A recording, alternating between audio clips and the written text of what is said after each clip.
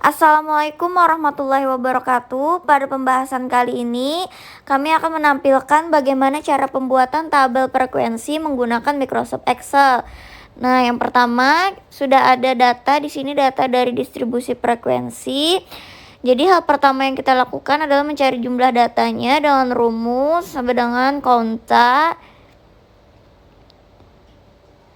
di blok dari A2 sampai A51,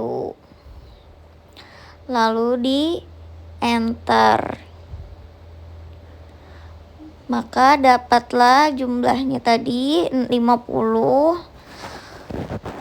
Lalu yang kedua, kita mencari data terkecil dengan rumus sama dengan min di blok lagi dari data A2 sampai pada A51, lalu di enter, dapat hasilnya. Lalu selanjutnya itu yang mencari yang terbesar dengan rumus sama dengan max di blok dari A2 sampai pada A51, lalu klik enter. Nah, yang selanjutnya kita cari range. Rumusnya sama dengan nilai yang terbesar itu dikurangi dengan nilai yang terkecil, yaitu C4 dikurang dengan C3. Klik enter. Lalu selanjutnya kita mencari jumlah kelas, yang mana rumusnya jumlah kelas dengan rumus sama dengan 1 ditambah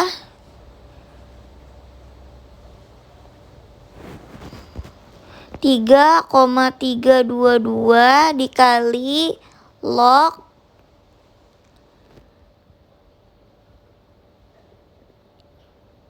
yaitu dengan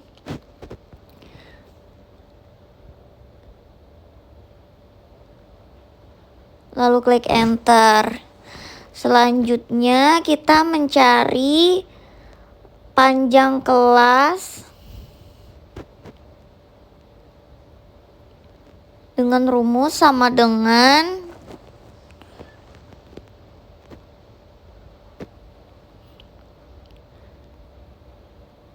nilai pada range dibagi dengan nilai pada jumlah kelas.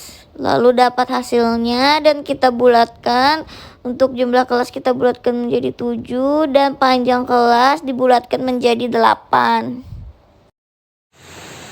Baiklah, selanjutnya kita akan mencari interval.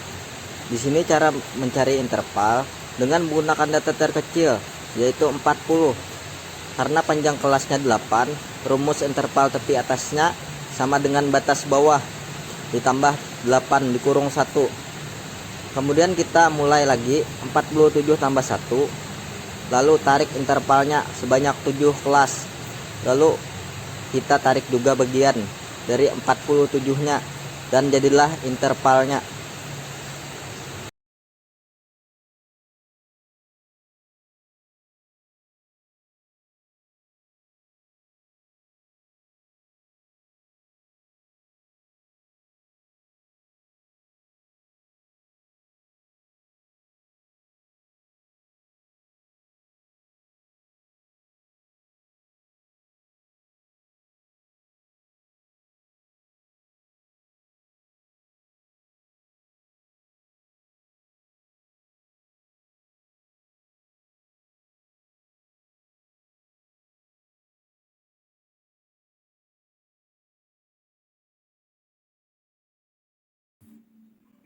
Selanjutnya dalam bentuk tabel frekuensi, biasanya intervalnya digabung dengan menggunakan rumus sama dengan concatenate, kemudian 40, batas bawah, kita buat pemisah koma, 47, kemudian enter. Jika sudah mendapatkan, kita tarik ke bawah. Kemudian kita hitung frekuensinya. Untuk menghitung frekuensi, blok dulu yang ada di bagian bawah frekuensi, kemudian sama dengan frekuensi, kemudian blok datanya, lalu koma, blok batas atas dari interval, kemudian menekan tombol secara bersamaan. Tombol Shift, Ctrl, dan Enter. Kemudian didapatkanlah data frekuensinya. Untuk membuktikan jumlah sama dengan sum atau jumlah sebanyak 50 sama dengan jumlah N.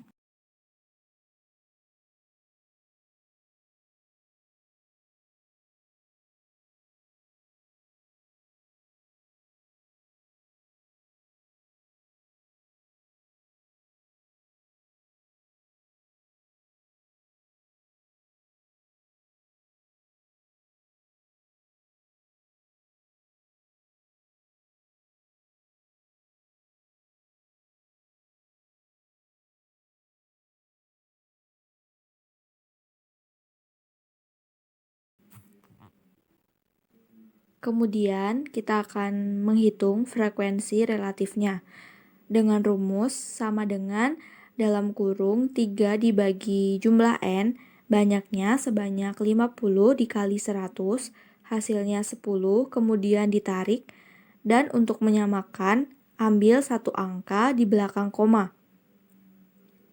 Dan ini adalah tabel frekuensinya.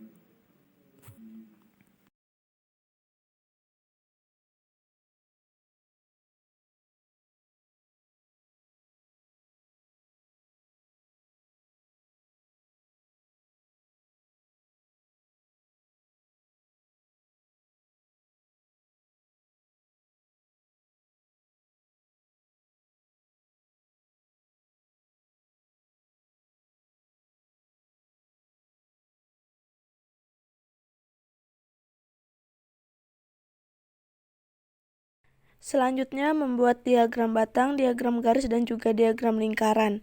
Yang pertama kita blok dulu interval dan frekuensinya, lalu klik insert, pilih chart, kemudian kita pilih icon diagram batang, lalu muncullah diagram batangnya. Kemudian kita edit agar terlihat lebih menarik, yaitu yang pertama kita ubah namanya menjadi diagram batang distribusi frekuensi.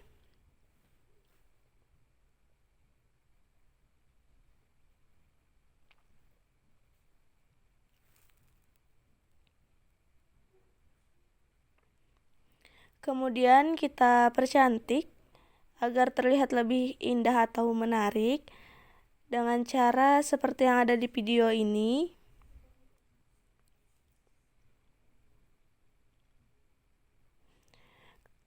Kemudian klik fill, lalu pilih warna sesuai keinginan. Di sini kami memilih warna merah. Kemudian klik border. Pilih warnanya warna putih. Jadi dengan adanya diagram ini, maka kita bisa melihat data yang terkecil hingga data yang terbesar. Kemudian membuat diagram garis, caranya sama seperti tadi, yaitu interval dan frekuensinya diblok terlebih dahulu, kemudian klik insert, pilih chart, dan pilih icon diagram garisnya. Kemudian muncullah diagram garisnya ini, lalu kita rapikan agar terlihat bagus.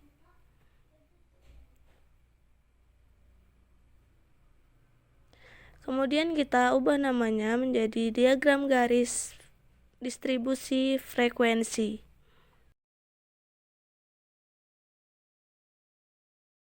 Jadi tampilannya seperti ini ya kurang lebihnya teman-teman. Selanjutnya membuat diagram lingkaran, caranya sama seperti tadi, yaitu interval dan frekuensinya kita blok dulu, lalu klik insert, pilih chart, dan pilih icon diagram batang. Lalu muncullah diagram batangnya ini, kemudian kita rapikan Agar terlihat lebih bagus, lalu kita ubah terlebih dahulu namanya menjadi diagram lingkaran distribusi frekuensi.